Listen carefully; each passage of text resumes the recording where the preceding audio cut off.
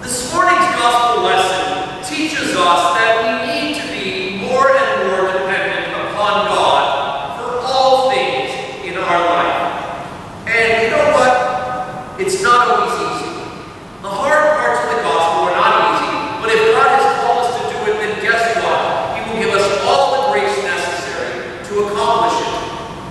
We actually hear earlier in the gospel that people will come to Jesus and say, hey, make my brothers split the inheritance with me. And Jesus is like, you don't get it. This is not what I'm here for. I'm not a judge between the two of you. In today's particular reading, Jesus starts out saying you cannot have two masters. You cannot serve God and mammon. And mammon is a word, of course, that we don't really use anymore. And it doesn't mean just money. Right? There are lots of people who have diatribes against the evils of money. Remember, it's not the money that's the root of all evil, it's the love of money that's the root of all evil. But mammon means more than money, it means stuff. It means everything tangible. All those things that you have, and all those things that you want, and all those things that you maybe covet. All of those things are mammon.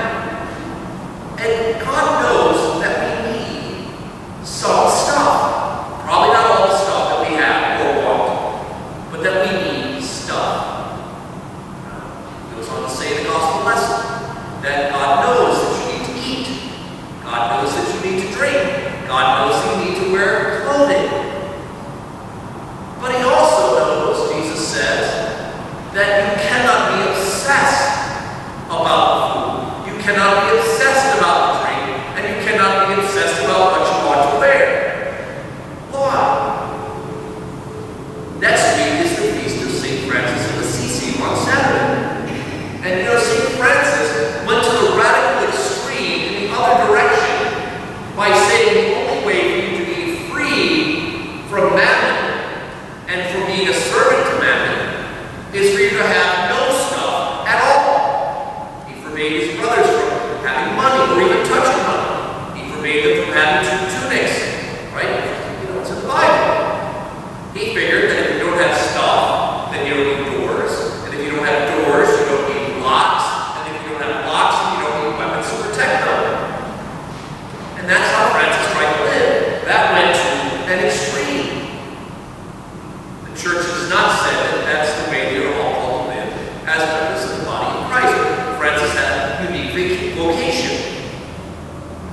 But the reality is that with our fallen condition, it is very easy for us to use stuff as the benchmark of who we are and of our identity. I remember a bumper sticker that said, "He who dies with the most toys wins." And my question is, what do you win?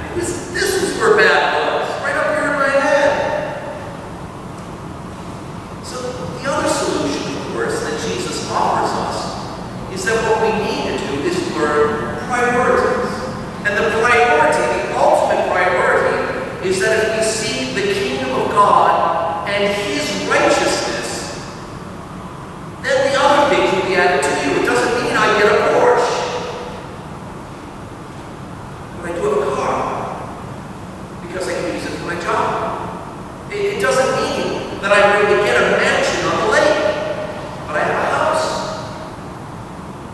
It doesn't mean I'm going to have the most expensive clothes, but I do own some clothes. My daughter owns about 10 times as much as I do, but that's just the way that works apparently. We're glad, really. We're not that very bad. But putting ourselves into a priority frees us from literal enslavement to stuff. That's where Jesus starts at the beginning of this lesson. He says you cannot have two masters. You cannot serve God and mammon. And we literally become enslaved to things if we do not know that things are not only provided to us by grace, but also that we are to use things to serve God. You know, we had a very interesting couple of months here around St. John's. If you'd have told me a year ago that you would be considering leasing your parking lot, I would have laughed at you. If you'd have told me 2 years ago that you were going to be considering entering into an agreement with an outside group to completely change the way your neighborhood was going to look, I would have thought that you were perhaps a little mad. And yet the vestry, and as many of you learned from parish dinner a few weeks ago, has been discussing the possibility of a parking garage behind the church on Olympia's property. They're going to build that whether we like it or not, but it's a good thing. And they'd also like to build an apartment building over here and completely re-landscape and double the size of our garden. And they would pay us to lease the property. And we could park in the garage. Now the question in the vestry and the leaders who were discussing this with Olympia, and God bless Bruce Bird the first time he spoke to him, he said, look, we're going to think about this and pray about this, and we're not going to do anything unless it glorifies God and it fits into our mission to know Christ and to make it known. Because that's what this is for. 156 years ago, they began building these buildings so that we can glorify God and minister to His people. So the question we have to ask ourselves is, will all this further the mission of the parish? And if it will, then it's worth considering doing. But we're not doing all this for the money. We'd be bad stewards if there wasn't money involved. We'd be doing all this because it becomes a better opportunity for us to minister in the neighborhood. It becomes a greater opportunity for us to improve our visibility in order to do that ministry and to be available for community use to further that ministry.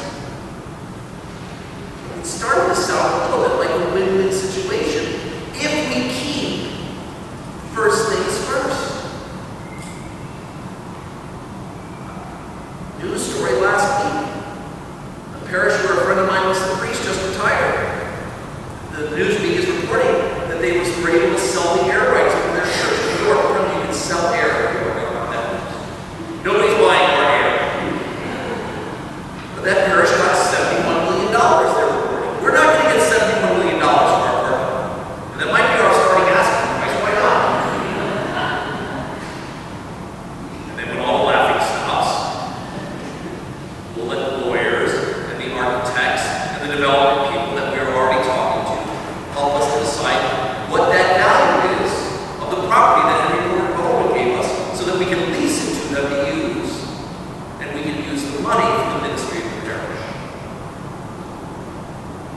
God has amazing ways of providing for us. And you know, I've been praying up a storm of how we can increase the ministry of the church. Maybe the apartment building is an answer to that prayer. Now, I was thinking of World Series. I was barely thinking way too small. Hockey league is a good start too. But in all of this, we will